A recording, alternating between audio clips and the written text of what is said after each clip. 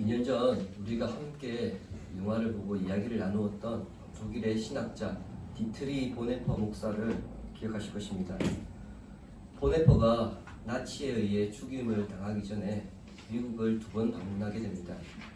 그가 처음 미국을 방문했을 때 미국 신학에 대해서 대단히 실망을 하게 됩니다. 독일에서는 17세기, 18세기 교회학의 역사 등 대단히 어려운 주제의 신학을 토론하고 있었는데 막상 미국에 와서 보니까 미국 신학은 설교 잘하는 법이라든지 전도 잘하는 법, 상담학 등 별것 아닌 것에 힘을 쏟는 것처럼 보였기 때문이죠. 처음에는 시시하고 별것 아닌 것 같아서 대단히 실망을 했는데 독일로 돌아오고 난 다음에 그가 굉장히 큰 깨달음을 얻게 되고요.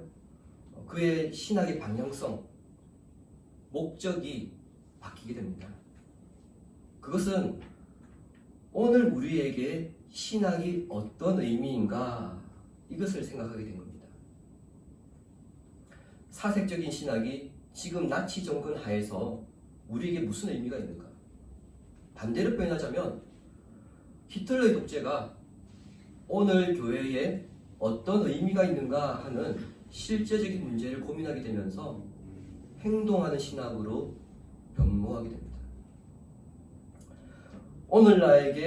오늘 우리에게 어떤 의미가 있는가? 실제적이고 실존적인 질문입니다. 예수님이 오늘 우리에게 어떤 의미가 있는가? 십자가가 나에게 어떤 의미가 있는가? 직업과 학교, 가정, 교회가 오늘 나에게 그리고 우리에게 어떤 의미가 있는가? 이런 질문을 혹 여러분 해보신 적 있으십니까? 만일 이런 질문을 스스로에게 하고 끊임없이 답을 찾으려는 삶을 살아왔다면 좁게는 신앙의 성장과 인생의 가치를 발견하는 것은 물론이고요. 넓게는 개인과 교회를 통해 비춰지는 복음의 빛을 세상이 거부하지는 않았을 것입니다. 따라서 우리가 예수님을 믿는다고 할 때에 단순히 막연하게 믿는 것이 아니라 이제는 그 믿는다는 것이 나와 그리고 우리와 어떤 관계가 있는가 이것을 생각해야 합니다. 여기 하나 더 붙여서 예수 그리스도를 따른다고 할 때에 우리가 만나게 되는 고난이나 환난이 오늘 우리에게, 오늘 나에게 어떤 의미가 있는지도 생각해야 합니다. 그 이유는 예수를 따른다는 것은 흔히 말하는 꽃길을 걷는 것이 아니기 때문에 그렇습니다. 주보에도 있습니다만 누가복음 14장 27절을 보시기 바랍니다. 누구든지 자기 십자가를 지고 나를 따르지 않는 자도 능히 내 제자가 되지 못하리라. 아멘. 예수님을 따른다는 것은 곧 주님의 제자가 된다는 것이고요. 제자의 조건은 십자가를 지는 것입니다. 십자가는 주를 믿고 따를 때에 우리에게 요구되어지는 것이 바로 십자가입니다. 믿음, 봉사, 사랑, 헌신, 온유, 절제 등 다양하지만 고난이나 환난도 있습니다. 성도 개인이나 교회 공동체가 직면하는 그 상황이 다르기 때문에 개인이나 신앙 공동체에 요구되는 십자가의 조건도 다양합니다. 그 가운데 환난을 만난다면 사실 적잖게 당황하게 되죠. 주를 따른다고 하면서 대부분의 성도들이 환난에 대한 준비가 되어 있지 않기 때문에 그렇습니다. 그러나 더 정확하게 표현하자면 환난에 대해 준비되어 있지 않은 것이 아닙니다. 그 환난과 고난으로 인한 고통과 슬픔, 억울함, 분노라고 하는 이 감정이 현실에서 더 크게 느껴지다 보니까 나에게 그리고 오늘 우리에게 이 환난이 어떤 의미가 있는지를 생각하지 못하는 것이라 할 수 있습니다. 그러므로 살아가면서 기쁜 일이나 우리가 고난을 만날 때 그 기쁜 일이, 그 고난이 오늘 나와 오늘 우리에게 어떤 의미가 있는지 이것을 생각하셔야 됩니다. 이 점을 염두하시고 오늘 본문을 보셔야 합니다. 바울과 바나바가 루스드라에서 은혜의 말씀을 증거하는 사역을 시작하면서 안전뱅이를 일으켰습니다. 자, 이로 인해서 루스드라 성이 이제 발칵 뒤집어지죠. 언젠가 우리에게 인간의 모습으로 올 것이라 생각했던 그 제우스와 헤르메스가 하늘에서 내려왔다고 생각했기 때문입니다. 그런데 분위기가 묘하게 돌아갑니다. 자, 본문 19절을 다시 보시기 바랍니다. 유대인들이 안디옥과 이고니온에서 와서 무리를 충동하니 그들이 돌로 바울을 쳐서 죽은 줄로 알고 시외로 끌어내치니라. 바울과 바나바가 자신들은 제우스와 헤르메스가 아니라고 극구 부인하면서 자신들을 향해 희생제사를 드리려고 하는 사람들을 뜯어말려 겨우 진정시킨 상황입니다. 이제 한시름 들었나 싶었을 때에 전혀 예상치 못한 일이 발생합니다. 비시디아 안디옥과 그리고 이고니온에서 온 유대인들이 루스드라 사람들 선동하여서 바울을 향해 돌을 던지게 한 것입니다. 자, 여기서 안디옥은요, 바울과 바나바를 선교사로 파송했던 교회가 있는 수리아 안디옥이 아니라 비시디아 안디옥을 가리킵니다. 즉 이고니온 옆에 있는 저 도시를 말하거든요. 비시디아 안디옥에서 루스드라까지 거리가 160km 정도 됩니다. 자, 160km면은요, 우리 대전에서 서울까지 정도의 거리입니다. 별로 실감이 안 나실 텐데 이런 예를 들면은 이 사람들의 그 복음을 반대하는 열정이 어느 정도인지 조금 느끼실 겁니다. 지금으로부터 10년 전에 통일교에서 여수 프로젝트를 추진했습니다. 1조 원이 넘는 막대한 돈을 들여서 그 당시에 여수 엑스포를 유치하는데 결정적인 기여를 했고요. 그리고 호텔과 여러 시설들을 여수에 세우면서 여수를 통일교 본산으로 삼으려고 했습니다. 당연히 기독교에서 가만히 두고 볼 수 없었겠죠. 여수 기독교연합회에서 즉각 반대 성명을 펼쳤고요. 반대 운동을 시작했습니다. 그리고 여수 인근에 있는 지역 기독교연합회에서도 반대하기 시작했습니다. 혹시 여러분들 가운데 10년 전에 혹시 여수까지 가셔서 피켓 들고 반대 시위한 적 혹시 있으십니까? 그런 일이 있었다는 것도 아마 오늘 처음 들으신 분도 계실 줄 압니다.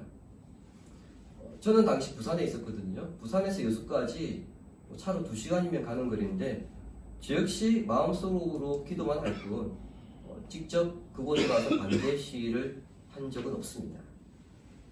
이에 비해 본문의 당시 어떻습니까? 대중교통이 없었던 시절이죠. 그리고 비시디 안디옥에서 루스드라까지는요, 산악 지형입니다. 결코 가기가 쉬운 거리가 아닙니다. 그런데 이 먼 거리를 이 사람들이 단숨에 쫓아갑니다. 아마 며칠은 걸렸을 겁니다. 그리고 이 사람들은 다시 이제 자기 집이 있는 이고니온으로 그리고 비시디 안디옥으로 돌아가야 합니다. 자, 이 사람들이 루스드라에 왜 왔을까요? 바울과 바나바의 사역, 즉 은혜의 말씀을 증거하는 이 사역을 방해하기 위해서입니다. 이 일 한다고 이 사람들에게 돈이 될까요? 어떤 이득이 있을까요? 없습니다. 이런 점에서 복음을 반대한 열정이 우리의 상상을 초월하고 있음을 우리가 보게 됩니다. 아마 비시디아 안독에 있던 유대인들이 루스드라로 오는 길에 이고니온에 들러서 그곳에 있는 유대인들을 데리고 함께 루스드라로 왔을 것입니다. 더구나 이고니온의 유대인들은 바울과 바나바를 직접 돌로 쳐서 죽이려고 하는 계획까지 세웠습니다. 그런데 이 계획이 세워나와서 바울과 바나바가 피신한 바람에 실제 이루어지지 못했죠. 따라서 안디옥에서 온 사람들과 그리고 이고니온에서 온 유대인들은 단단히 벼르고 온 겁니다. 이번에는 바울과 바나바를 죽이겠다. 엄청난 각오를 하고 온 것입니다. 자, 그렇게 루스드라에 당도한 유대인들이 이제 루스드라 사람들을 선동합니다. 자신들이 신처럼 여기고 희생제사를 드리려고 했는데 저 사람들은 거부하였고, 그리고 안디옥과 이고니온에서 온 유대인들의 선동에 넘어가 곰곰이 생각해보니까 마치 자신들이 얼간이가 된 것 같은 그런 기분을 느꼈던 거예요. 그 분노를 참지 못하고 이 루스드라 사람들이 바울을 향해서 돌을 던지기 시작합니다. 얼마나 많은 돌을 던졌고 얼마나 세게 맞았는지 바울이 죽은 줄 알고 그냥 성 밖에 내다버렸습니다. 자, 여기서 알았다는 것은 어느 정도 사실에 근거하여 합리적으로 생각했다는 것을 의미합니다. 곰을 만나면 죽은 척하라는 말이 있죠. 바울이 이제 돌에 박기 싫어서 죽은 척한 것이 아닙니다. 실제 돌을 맞으면서 죽은 척하기란 쉽지 않죠. 아프잖아요. 그걸 아프면서 참으면서 어떻게 호흡 소리, 신음 소리 안 내고 죽은 척할 수가 있습니까? 불가능합니다. 그러니까 돌을 던진 사람들 입장에 봤을 때는 저 인간 죽었다. 정말 죽었다는 생각이 들었던 겁니다. 자, 이것은 바울이 최소한 실신했고요. 무의식 상태였다는 것을 의미하죠. 자, 그런데 놀라운 일이 세 가지나 일어납니다. 20절을 읽을 텐데요. 여러분들 20절을 보면서 놀라운 일이 세 가지가 뭔지 한번 찾아보십시오. 제자들이 둘러섰을 때에 바울이 일어나 그 성에 들어갔다가 이튿날 바나바와 함께 더베로 가서, 혹시 찾으셨습니까? 세 가지를. 첫 번째는 죽은 줄 알았던 바울이 일어났다는 것입니다. 자, 여기에서 제자들이란 이고니온이나 루스드라에서 바울과 바나바가 전한 메시지를 듣고 예수를 믿겠다고 따르겠다고 결심한 성도들을 가리킵니다. 그들 역시 바울이 죽은 줄 알고 이 바울의 시신을 어떻게 처리해야 하나, 그것 때문에 바울 주위를 지금 둘러서 있었습니다. 그런데 바울이 깨어 일어납니다. 본문을 기록한 누가는요, 의미심장한 일어나라고 하는 이 단어를 사용하고 있습니다. 바울이 그냥 일어났다는 것이 아닙니다. 예수께서 사망 권세를 깨고 죽은 자 가운데서 일어나셨을 때의 그 일어나라는 의미와 같은 단어로 말하고 있습니다. 즉, 죽음을 방불케 하는 그 죽음의 자리에서 아무 일 없었던 것처럼 그냥 줄줄 털고 바울이 일어났다는 겁니다. 두 번째 놀라운 일은 무엇입니까? 다시 그 성, 어디죠? 루스드라로 들어갔다는 겁니다. 지금 그 성에서 돌에 맞아 죽은 줄 알고 지금 내버려졌습니다. 그런데 깨어나더니 다시 그 성으로 들어갑니다. 그 성에 누가 있습니까? 네, 자신에게 돌을 던진 사람들이 있습니다. 그런데도 그 성으로 들어갑니다. 그 누구라도 바울과 같은 상황에 있다면 쳐다도 보기 싫을 겁니다. 한 번 죽인 사람들이 두 번 못 죽이겠습니까? 오히려 살아왔으면 이번에는 확실히 죽이자 그러겠죠. 바울은 그것을 예상치 못했을까요? 그렇지 않습니다. 여자들이 정말 듣기 싫어하는 이 세 가지 이야기가 있죠. 군대 이야기, 축구 이야기, 군대에서 축구하는 이야기. 예비역들 모아놓으면 자기들끼리 이야기를 하다가 어느 순간 예비역들이 할 이야기가 없어지면요, 그때부터 군대 무용담이 나옵니다. 그 이야기를 들으면 우리나라에 특공대가 이렇게 많나 싶을 정도입니다. 그런데 그거 아십니까? 그렇게 실컷 군대 무용담을 꺼내놓고 하는 이야기가 있습니다. 내가 그쪽 보고 오줌도 않는다. 그렇게 군대에서 축구한 이야기, 군대 무용담을 실컷 제공해 준 곳을 향해서 오줌도 않는다고 합니다. 하물며 바울은요, 자신을 죽인 그 성으로 다시 들어갑니다. 왜 갈까요? 그 성 사람들에게 자신의 몸에 새겨진 예수의 흔적을 보여주기 위해서 들어갑니다. 내가 비록 돌에 맞아 죽을 뻔했지만 나는 당신들 미워하지 않는다. 주님께서 당신들 포기하지 않았기 때문에 나도 당신들 포기할 수 없다. 그거 보여주기 위해서 들어간 겁니다. 세 번째 놀라운 일은 다음날 더베로 가는 모습입니다. 제가 15년 전쯤에 탈장 수술을 한 적이 있습니다. 수술 후에 무통도 달고 진통제도 먹었는데 누웠다가 일어날 때에 화장실을 가려고 침대에서 내려올 때 죽겠더라고요. 한 걸음 움직이는 게 너무 힘들었습니다. 한 2, 3일은 정말 꼼짝도 못 하겠더라고요. 바울의 고통, 제가 겪었던 그 고통과 비교할 수 있을까요? 죽을 정도로 돌에 맞았기 때문에 그 몸이 성했을 리 없습니다. 뼈 마디마디가 쑤신다, 이 표현이 더 정확하겠죠. 다음날 일어났을 때는 거대한 바위 덩어리가 마치 자신을 누르고 있는 듯한 그런 상태였을 텐데 바울은 그런 몸을 이끌고 더베로 갑니다. 루스드라는요, 더베에서 90km 정도 떨어져 있거든요. 그 몸으로 가기에는 사실 만만치 않은 거리입니다. 그렇다고 거기에는 유대인들이 있느냐? 알 수 없습니다. 가봐야 합니다. 그곳에서도 루스드라에서 당한 이런 일을 또 당할 수도 있습니다. 어떤 일이 펼쳐질지 모르는 그곳을 향해서 성취하는 몸을 이끌고 바울은 그렇게 갑니다. 성도 여러분, 이 세 가지 놀라운 사실을 통해서 누가가 이 이야기를 듣는 모든 시대의 성도들에게 하고 싶은 이야기가 있습니다. 그것은 복음의 역사는 중단될 수 없다는 겁니다.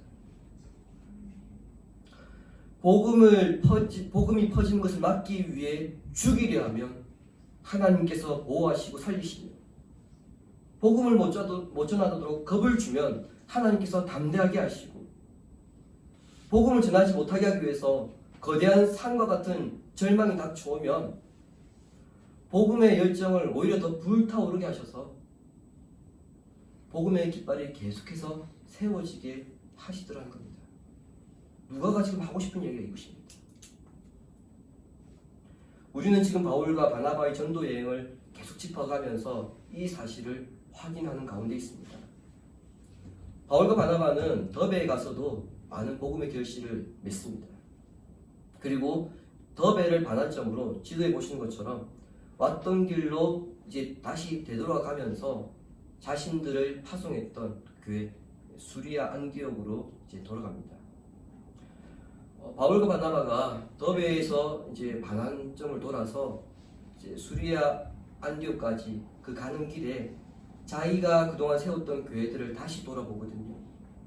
다시 돌아보면서 그 지역에 가서 이제 그 지역 교회를 떠나면서 성도들에게 이렇게 권면합니다.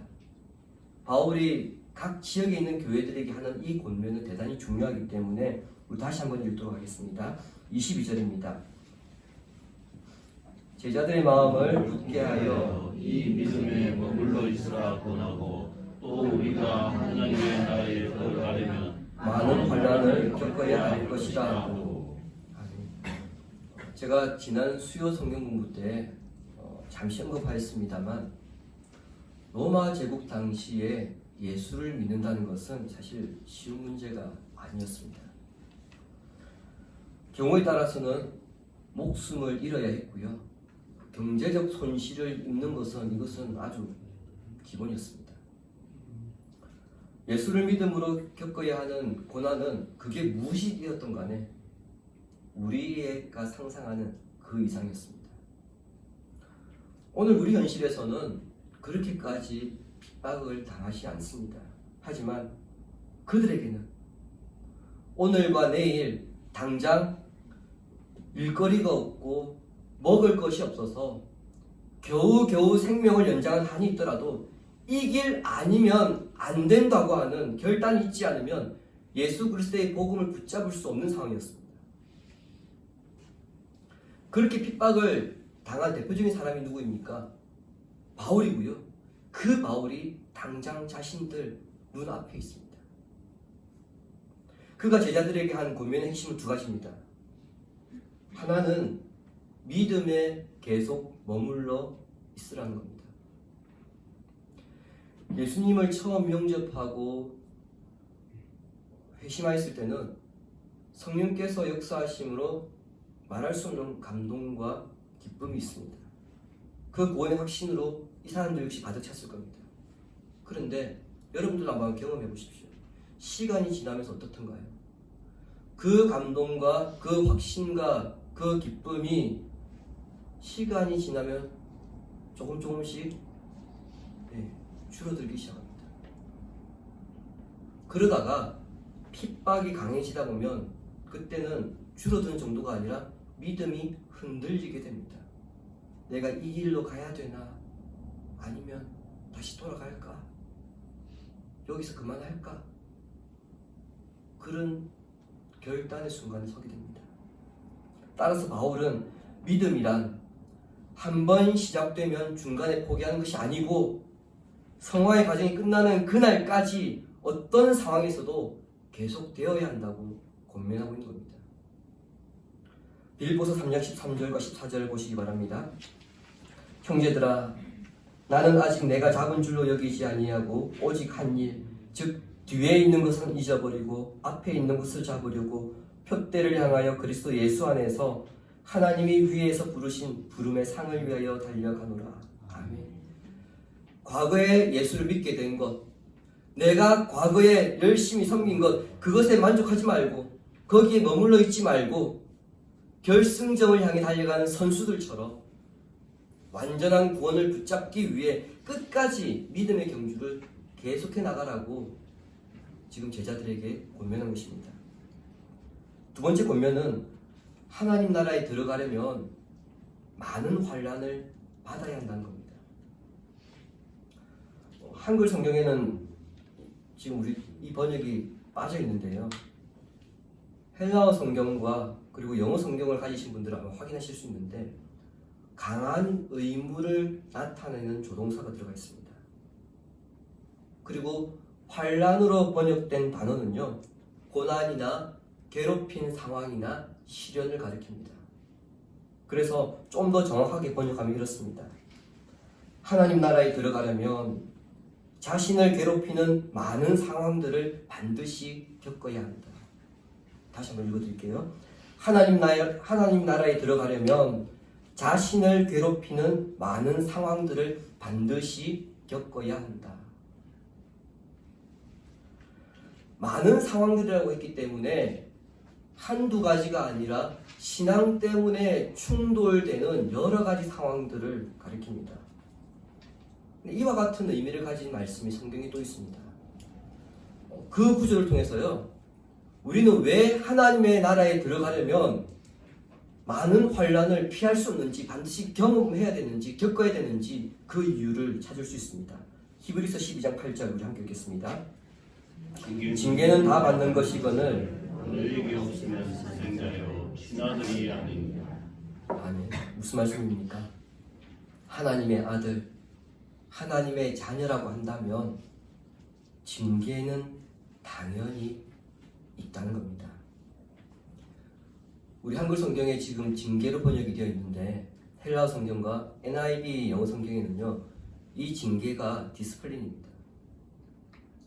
훈련, 가르침, 교정이라는 의미입니다.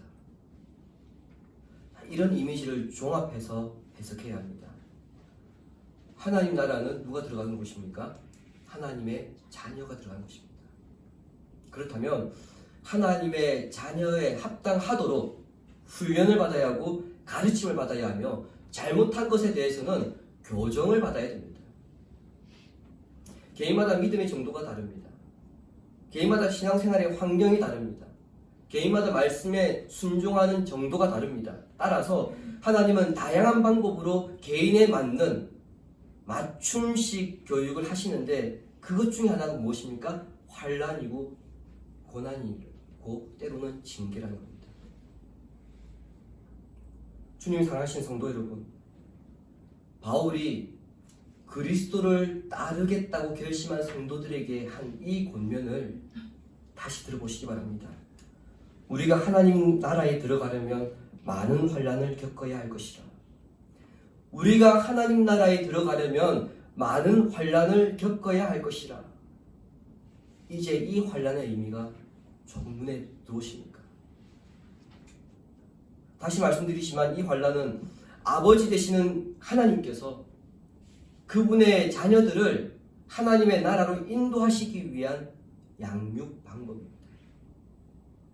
그러므로 우리가 천국을 향한 믿음의 여정을 걸어가면서 환난을 당할 때, 손해를 볼 때, 또는 무엇인가 포기를 해야 할 때, 고통이든 질병이든 어떤 일을 만났을 때 그 일이 오늘 나에게, 오늘 우리에게 어떤 의미가 있는가, 이것을 생각하시기 바랍니다. 그럴 때에 나에게 그리고 우리에게 다듬어져야 할 부분이 보일 것이고요, 열심내야 할 부분이 보일 것이며, 만족하지 못하고 불평했던 자신의 모습이 보일 것입니다. 왜 앞으로 나아가지 못하고 현재 그 자리에 주저앉아 있는가, 그 이유를 발견하게 될 것입니다. 반면에 부당하게 고난을 받을 때도 있습니다. 그 사람이 부당한 고난 가운데서도 묵묵히 자신을 도우시는 하나님, 자신을 위해 십자가를 지신 예수님을 바라보며 성령의 위로로 이겨내는 그 모습을 통해서 주변 성도들에게 귀한 신앙의 도전을 주기 위해서 어떤 이들에게는 부당한 고난을 당하기도 하신다는 겁니다. 따라서 교회 안에서 우리가 누군가의 환난을 볼 때에, 고난을 볼 때에 이것이 죄 때문이다, 이것이 연약함 때문이다, 다른 성도에게 위로와 도전을 주기 위함이다, 이렇게 함부로 단정할 수도 없고요, 단정해서도 안 됩니다. 단지 오늘 이 고난이, 이 환난이, 이 기쁨이 우리에게 또 나에게 어떤 의미인가, 여기에 집중해야 하고요, 이를 통해서 하나님께서 우리에게 주신 뜻을 발견해 나가야 합니다. 분명한 것은 우리가 하나님 나라에 들어가는데 고난과 환난은 어떤 이유에서든지 피할 수 없는 것이라는 점입니다. 환난의 의미를 통해 하나님의 자녀로 점진적으로 성장하고 성숙하며 복음의 영향력을 드러내는 성도가 되기를 성부와 성자와 성령의 이름으로 축원합니다. 아멘.